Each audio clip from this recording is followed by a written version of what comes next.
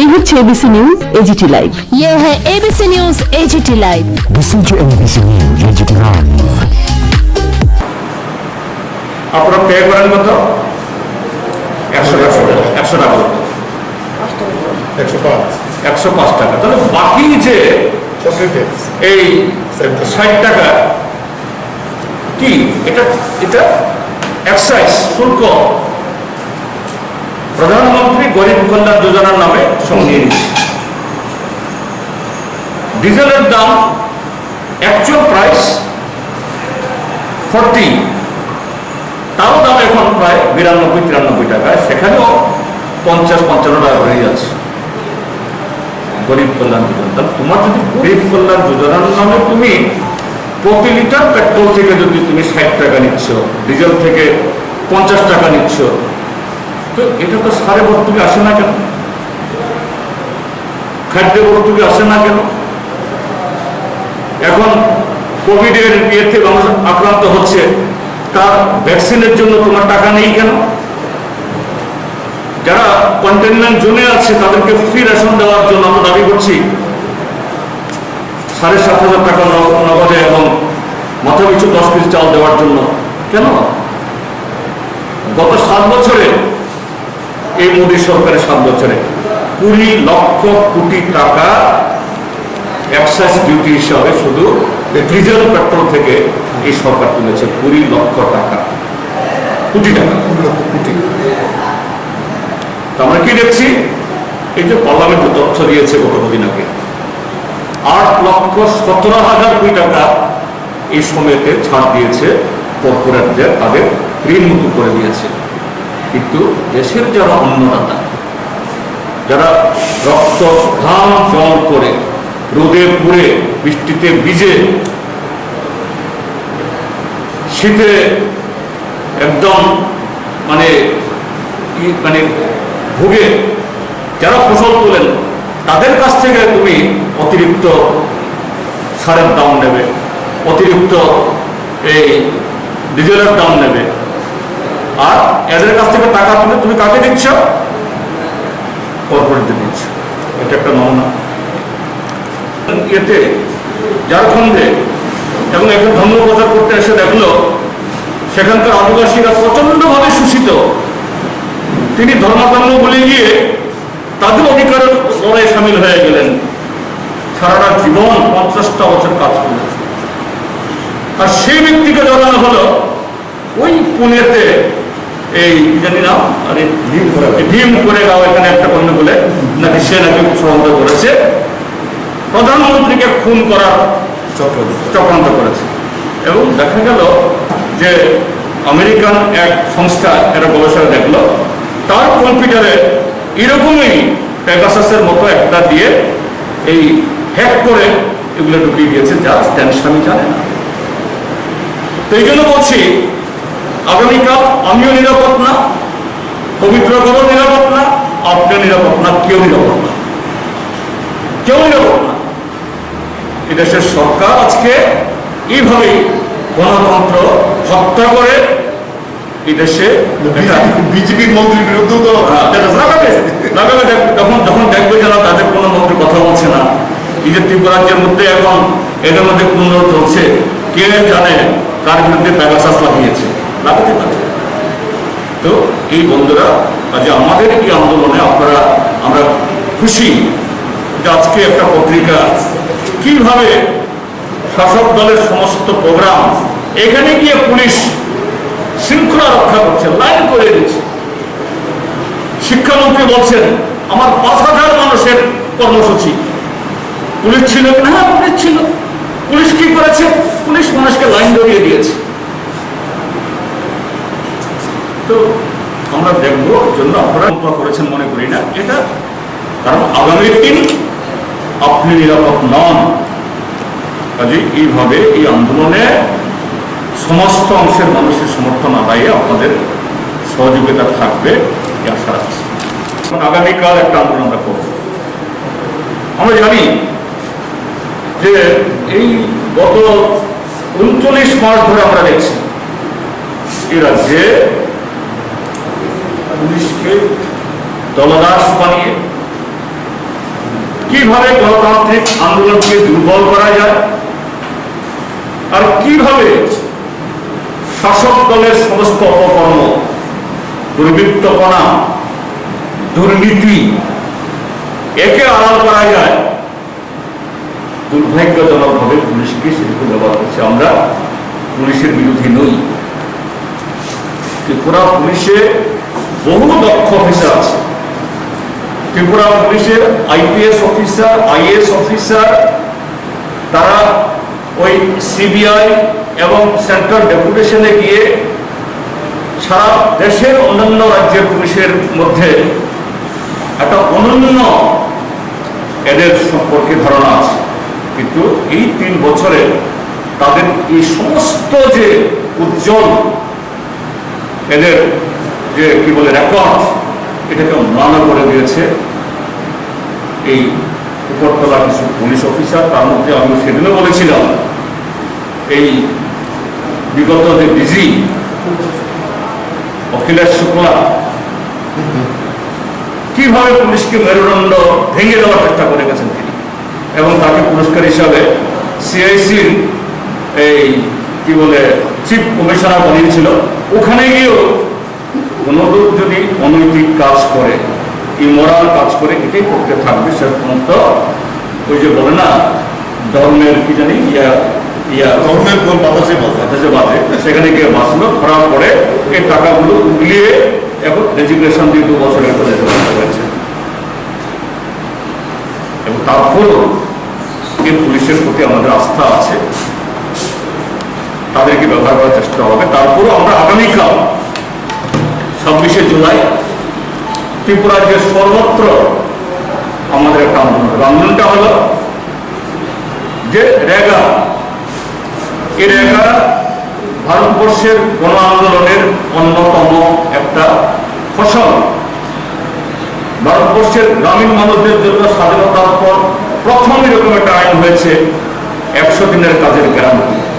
100 দিন কাজ করলেও গ্রামের মানুষ কত পাবে? 215 টাকা বোধ হয় এখন একদিনের মধ্যে।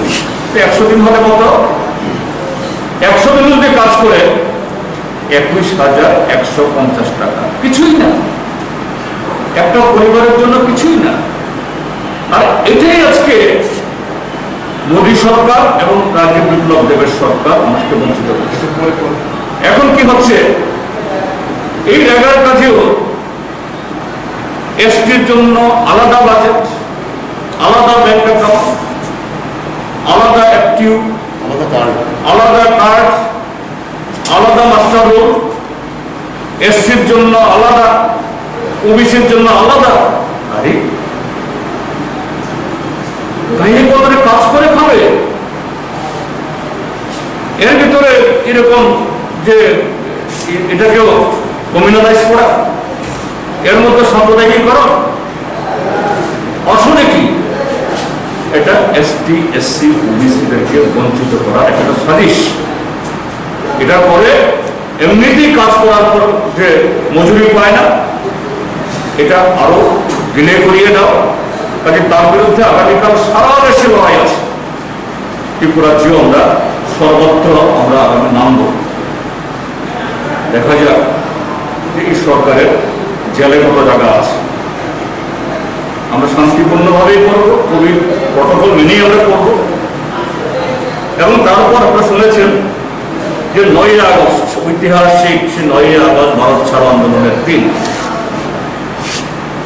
সেদিন আমরা ভারত বাঁচাও আন্দোলন অংশগ্রহণ করবো, সাথে শ্রমিক 10টা ট্রেড ইউনিয়ন তারা অংশগ্রহণ করবেন।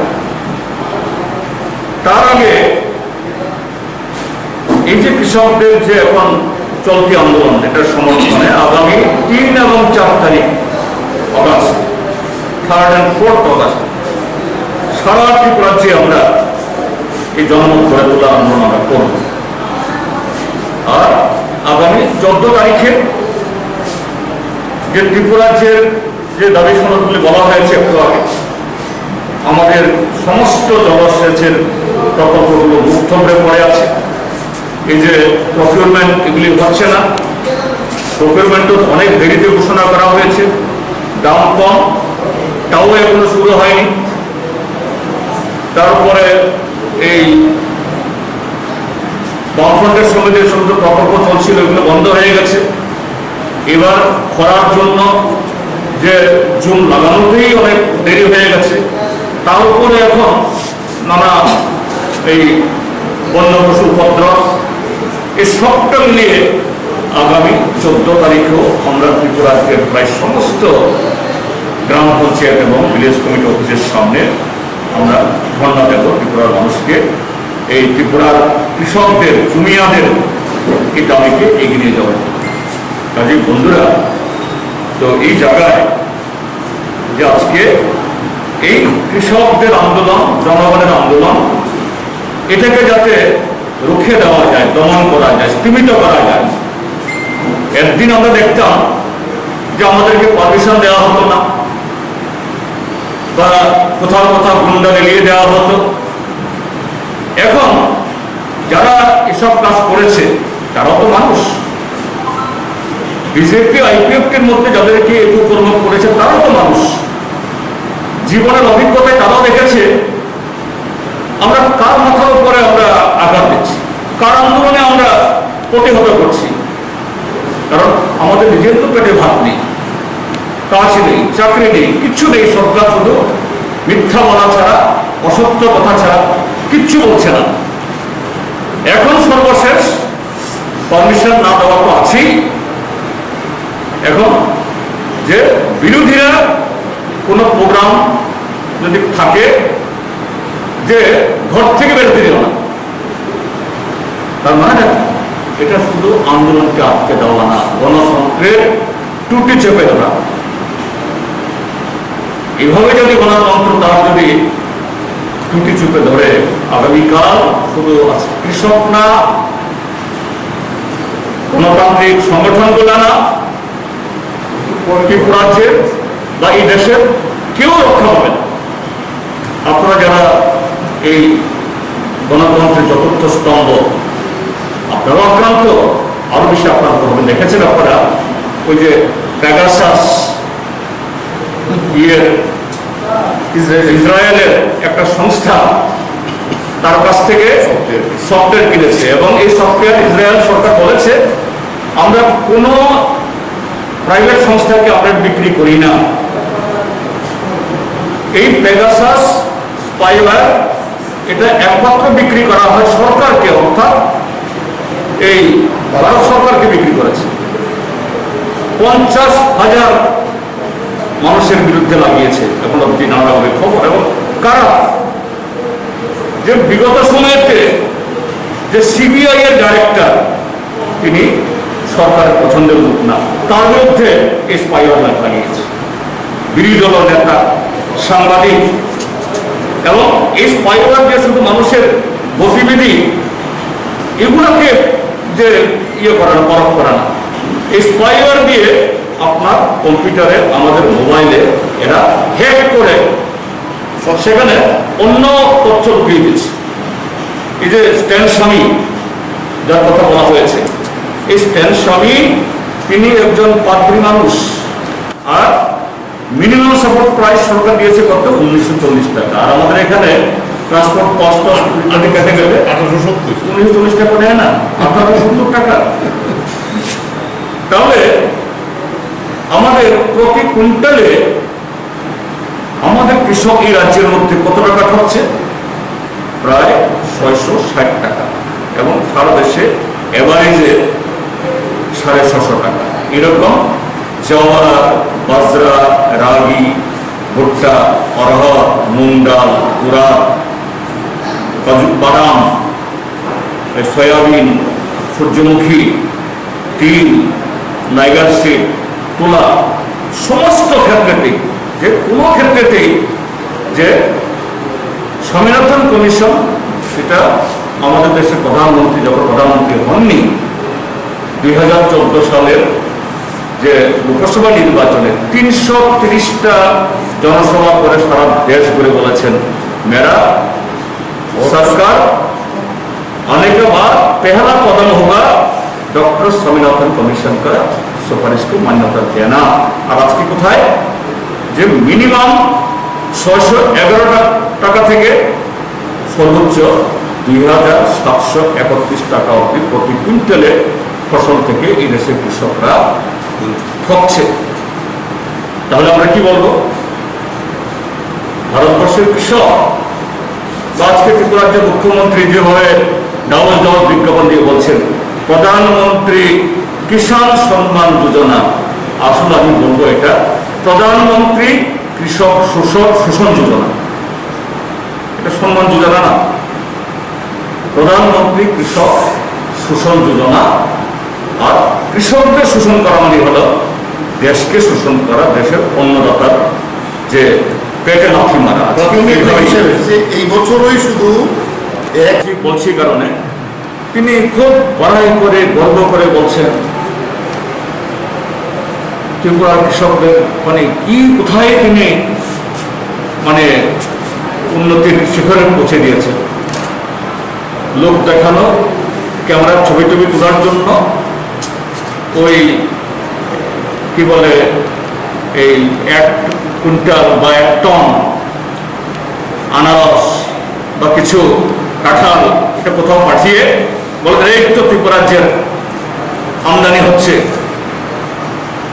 একটু হিসাব করে দেখুন কজন কৃষক ত্রিপুরাজ্যের কোন এলাকার ফল চাষি তাদের এই উদ্যোগে লাভবান হচ্ছে। সেখানে এতে কিছু মিডলম্যান হয়তো লাভবান হতে পারে, কিন্তু প্রকৃত অর্থে ওই সেন্ট্রাল গভর্নমেন্টের সাবসিডিতে কিছু লোক এখানে প্রকল্প করতে আসে, লোক দেখানোর জন্য, শুধু ছবি তোলার জন্য, প্রচারের জন্য। আখেরে আনারস চাষি, কাঁঠাল চাষি, ত্রিপুরাজ্যের অন্যান্য গ্রামীণ চাষি, রাবার চাষি কেউ লাভবান হচ্ছেন সেরকম। তারই একটা আমি নমুনা দেখাচ্ছি যে এমএসপি মিনিমাম সাপোর্ট প্রাইস, যে সাপোর্ট প্রাইসের জন্য আজকে আন্দোলন। 582 জন কৃষক ইতিমধ্যেই শহীদের মৃত্যুবরণ করেছেন, আত্মত্যাগ বলিদান দিয়েছেন এবং বলেছেন এই আইন উঠে না নেওয়া অব্দি আমরা এখান থেকে ফিরে যাব না, দরকার হলে আরো 582 কেন 5082 আমরা জীবন দেব। কেন এমএসপি চাই? এই যে ভারত সরকার এমএসপি দিয়েছে, আমি সবটা করবো না, আপনাদের সময় নষ্ট করবো না, আমি শুধু ত্রিপুরাজ্যে যে ফসল বেশি হয় এটাই বলছি। একটু আগে আমাদের কৃষক আন্দোলনে রাজ্যে আমাদের সাংগঠনিক কি উদ্যোগ এবং কৃষকদের সমস্যাগুলি নিয়ে আমাদের কি কর্মসূচি এগুলো শুনলেন। আমার বক্তব্য ওইগুলোর মধ্যেই যে আমাদের দেশ একটা কৃষি প্রধান দেশ। কেন বলা হয়?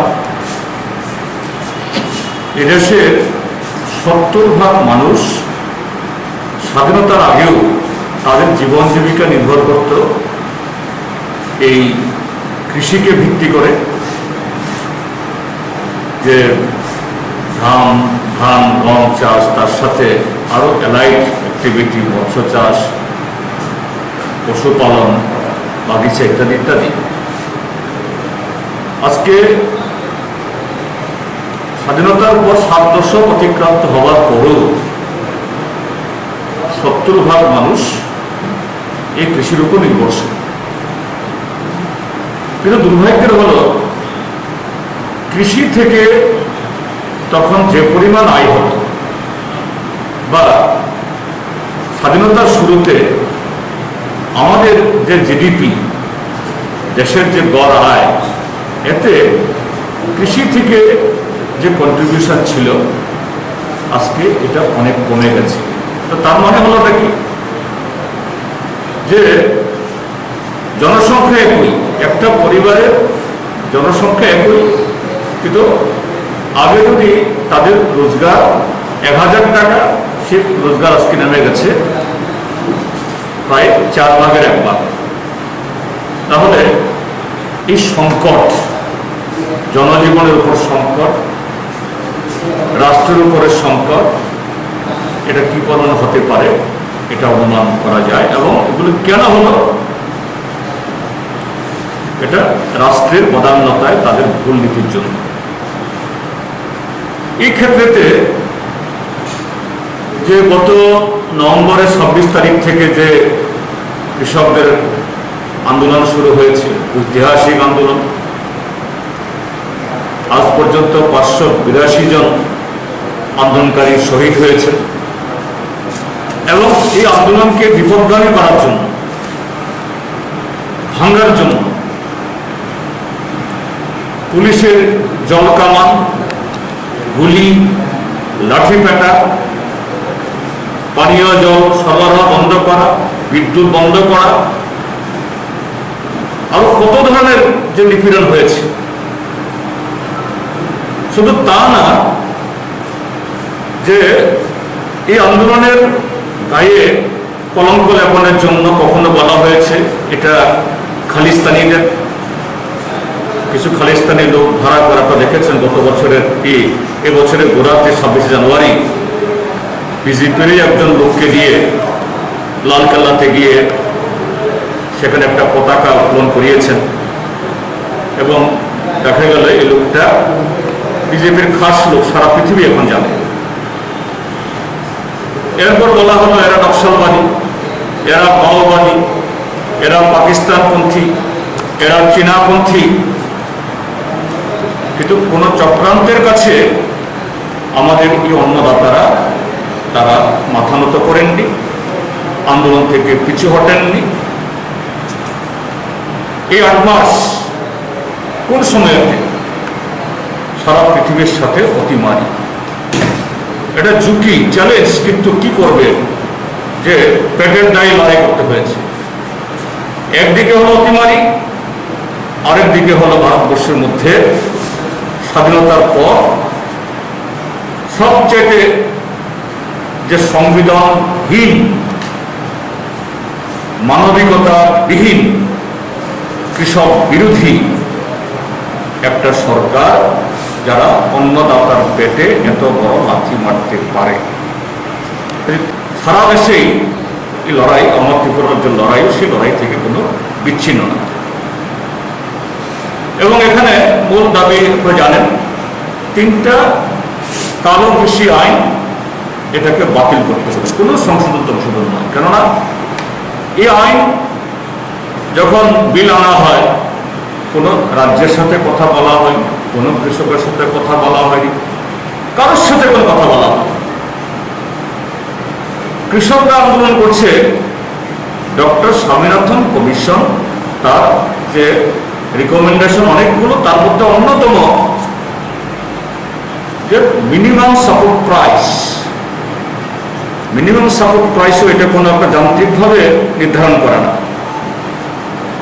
সেখানে কৃষক, কৃষি বিজ্ঞানী, অর্থনীতিবিদ এবং মার্কেট যারা চালান, সবাই মিলে একটা সায়েন্টিফিক ওয়েতে সেই দাম ঠিক করা। এবং এতে এই ডক্টর স্বামীনাথন কমিশন একটা উপায় বের করেছেন, C2 প্লাস 50%, অর্থাৎ উৎপাদন খরচ এবং তার আরো অর্ধেক দাম। এটা হলে পরে কৃষকরা লাভবান হয়, রাষ্ট্র লাভবান হয়, দেশের অন্নদাতারা তারা খেয়ে পরে বাঁচবেন, দেশও বাঁচবে। মোদী সরকার এগুলো তো কিছুই করেনি, উল্টো এই 3টি আইনই হল কৃষিকে শেষ করা, কৃষকদের শেষ করা, ধ্বংস করা। এবং এ পর্যন্ত যতটুকু কৃষকদের যে সুবিধা ছিল, এই যে এপিএমসি অর্থাৎ এই প্রকিউরমেন্ট করা, এগুলি খতম করে দাও। এসেনশিয়াল কমোডিটিস অ্যাক্ট যেটা ছিল, এটাকে তুলে দিয়ে যারা মজুদদার তাদের সুযোগ করে দাও। আর কর্পোরেটদের অবাধে কৃষকদেরকে লুট করার সুযোগ করে দাও 3টি আইন।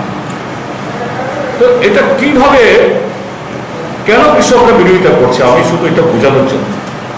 আপনারা দেখবেন ত্রিপুরার যে কৃষকদের স্বার্থে সেরকম তো কোনো উদ্যোগ তো নেই, শুধু কিছু লোক দেখানো তামাশা করা ছাড়া, প্রতারণার কিছু হাজির করা ছাড়া, সেই ডাউস বিজ্ঞাপন দিয়ে প্রিন্ট মিডিয়াতে, ইলেকট্রনিক মিডিয়াতে আমাদের দেশের মাননীয় প্রধানমন্ত্রী, তার কৃষিমন্ত্রী নরেন্দ্র সিং তোমার মহোদয় কত হাজার হাজার কোটি টাকা খরচ করছেন। আমি শুধু কয়েকটা জবাব, সবটা তো বলার সময় হবে না, যে বলছে দেশের 8,59,00,000 কৃষককে আমরা প্রধানমন্ত্রী সম্মান নিধিতে 2,000 টাকা করে আমরা দিচ্ছি। কৃষকরা তো একেবারে প্রচন্ড লাভবান। আমাদের রাজ্যের মধ্যেও দেখবেন, সারা ত্রিপুরা রাজ্যের মধ্যে কত ফ্ল্যাক্স ফেস্টুন প্রধানমন্ত্রীর কাট আউট, মুখ্যমন্ত্রীর কাট আউট দিয়ে লক্ষ লক্ষ টাকা খরচ করছেন। আমি শুধু তার কয়েকটা দিক দিচ্ছি। প্রথমত হলো এই সময়তে যে কৃষি করতে গেলে পরে সার লাগে, ঘটনাচক্রে আজকে এই রাজনীতি হয়েছে, আমিও কৃষকের ছেলে, এই জন্য এটা একদম হাতে কলমে জানা আছে বলে আমরা দুজনেই এটা সেরকম ভাবে বলা, সেই অর্থাৎ মানে কনফিডেন্স নিয়ে বলতে পারি যে এই সময়তে যে কতগুলি যে সার কৃষকদের এগুলি ব্যবহার না করলেই না হয়, মানে হয় না, মানে এগুলি করতেই হয়। যেমন একটা হলো ডিএপি, ডিএমোনাইজড ফসফেট, তারপরে নাইট্রোজেন ফসফেট পটাশিয়াম যাকে বলা হয় এনপিপি, অ্যামোনিয়াম ফসফেট সালফেট, আরো অনেকগুলি সার আছে। আমি শুধু যেগুলি খুব কমনলি ব্যবহার করে বলছি। এগুলোর দাম কি বেড়েছে? ডিএপির দাম বেড়েছে 58% পার ব্যাগ, 50 কিলো পার ব্যাগ, যেটা ছিল এই 2020 সালেও 1200 টাকা, এটা পার ব্যাগ বেড়ে এখন 1900 টাকা, 700 টাকা করে বেড়েছে। এনপিপি বেড়েছে পার ব্যাগে 53%, পার ব্যাগে প্রায় 615 টাকা। অ্যামোনিয়াম ফসফেট সালফেট বেড়েছে এপিপি, পার ব্যাগ 425 টাকা, এটাও প্রায় 60% দাম বেড়েছে। এখন আমাদের রাজ্যে তো বড় কৃষক নেই, আমি ছোট কৃষক হিসেবে বলছি। যদি 1 একর একটা জমি চাষ করতে লাগে, মিনিমাম অন্তত 4 ব্যাগ ডিএপি, 2 ব্যাগ অন্তত এই এনপিপি, 2 ব্যাগ অ্যামোনিয়াম ফসফেট লাগে। যদি আমি হিসাব করি 4 ব্যাগ ডিএপি 700 টাকা করে, 4 ব্যাগ 2800 টাকা, আর এনপিপি 615 টাকা, যে বাড়তি দামটা বলছি আমি, আরো দাম তো আছেই, 2 ব্যাগ 1230 টাকা, আর অ্যামোনিয়াম ফসফেট এটা 425 টাকা করে 2 ব্যাগ, আরো প্রায় 850 টাকা। মানে একটা কৃষককে 6000 টাকা অতিরিক্ত শুধু সারে দাম দিতে হচ্ছে। এরপরে এখন আগের মতো হালের বলদ নেই, আমাদের এখানে বড় ট্রাক্টর নেই, পাওয়ার টিলার দিয়ে টিলিং হয়, লাঙ্গলের কাজ হয়। পাওয়ার টিলার চালাতে গেলে ডিজেল চাই, মোবিল চাই, গিয়ার অয়েল চাই। এই যে পেট্রোল ডিজেলের দাম, আপনারা যারা সাংবাদিক, আপনারাও স্কুটিতে, মোটর সাইকেলে